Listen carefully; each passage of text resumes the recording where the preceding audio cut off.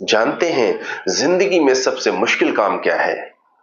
गिरकर उठना, फेलियर के बाद फिर से शुरू करना, फेलियर के बाद रीस्टार्ट करना, एक बिजनेस बंद हो जाने के बाद दूसरा बिजनेस शुरू करना, ये दुनिया के मुश्किल कामों में से एक है। मैं आपको बताता हूं क्यों। क्योंकि जब एक बिजनेस फेल होता है तो बहुत सारी प्रॉब्लम्स आना शुरू होती हैं। एक बिजनेसमैन, आप मान लीजिए एक बिजनेसमैन टूट जाता है, इतनी प्रॉब्लम्स आती है, फाइनेंशियल, पर्सनल, प्रोफेशनल, रिलेशन, सब डिस्टर्ब होता है। इमोशनली आदमी बहुत ज्यादा डिस्टर्ब हो जाता है, उसका कॉन्फिडेंस, उसका सेल्फ रिस्पेक्ट सब डिस्टर्ब होता है। कंपनी एक बंद होती है तो जितने इनकम के रिसोर्सेज हैं वो सारे बंद हो जाते हैं, ठप हो जाते हैं, रुक जाते हैं। पर जो खर्चे हैं वो एज इट इज बने रहते हैं। ईएमआई, किसी से आपने पर्सनली पैसा लिया है, उसके पैसे के वापस करने का schedule, personal expenses, professional expenses, ये सारे एज इट इज बने रहते हैं, पर सोर्स ऑफ इनकम बिल्कुल जीरो। ऐसे में इनको मैनेज करना, एडजस्ट करना बहुत चैलेंजिंग, बहुत मुश्किल, बहुत दुख भरा होता है। जैसे ही आपकी ईएमआई बाउंस होती है, बैंक वाले फोन करना शुरू कर देते हैं कि सर आपकी ईएमआई बाउंस हुई, क्यों? शुरुआत में तो इस तरह के फोन आते हैं जिसको आप टैकल कर लेते हैं, पर धीरे धीरे थोड़ा हार्श फोन आना शुरू हो जाते हैं बैंक वालों की तरफ से। और वो जो आपका नंबर है, जब एक टाइम 15 दिन, एक महीने के बाद उनको नहीं मिलता पैसा, तो वो कई सेंटर्स उनके बने हुए हैं, हर जगह आपका नंबर दे देते हैं और हर जगह से कॉल आती है और वही कम्युनिकेशन, वही सेम पिच। और इस बार थोड़ा और हार्श, थोड़ा डरावना, थोड़ा डराकर और धमकाकर। यकीन मानिए इतने सारे फोन आते हैं, मतलब 10, 20, 30 इतने सारे नंबर्स ऑफ फोन आते हैं कि जब अननोन नंबर, सिचुएशन ये हो जाती है कि जब अननोन नंबर स्क्रीन पर फ्लैश होता है तो डर लगता है, उठाऊं कि ना उठाऊं।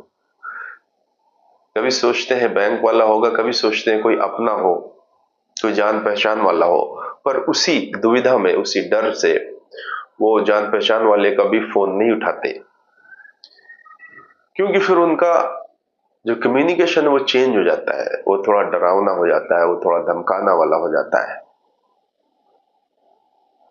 बहरहाल उसके अलावा भी जो आपके रिश्तेदार हैं, जिनसे आपने पैसा लिया है, उनका भी प्रेशर आना शुरू हो जाता है।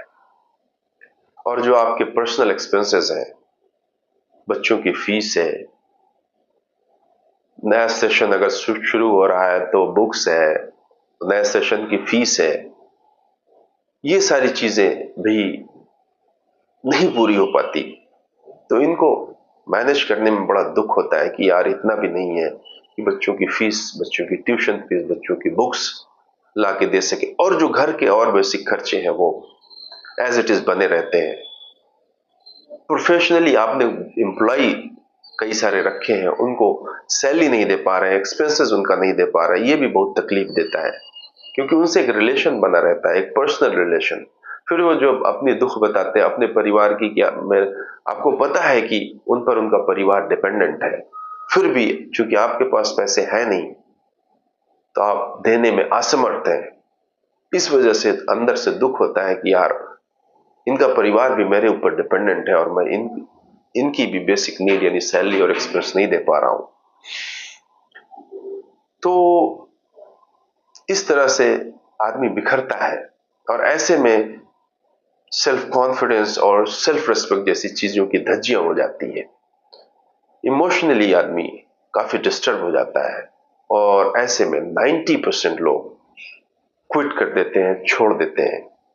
फिर वो सेफ और सिक्योर रास्ता ढूंढते हैं, जैसे कि जॉब, जैसे कि जनरल स्टोर, मेडिकल स्टोर जैसा बिजनेस, ट्रेडिशनल बिजनेस स्टार्ट कर देते हैं, क्योंकि ये सारी चीजें झेल पाना सबके बस की बात नहीं है। ये बात तो सच है, ये बात बिल्कुल सच है कि सबके बस की बात नहीं है कि इतनी सारी प्रॉब्लम्स को टैकल कर लेना, आगे बढ़ जाना, और उसके बावजूद भी बड़ा सोचते रहना और बड़ा करने की और रीस्टार्ट करने की हिम्मत जुटा पाना।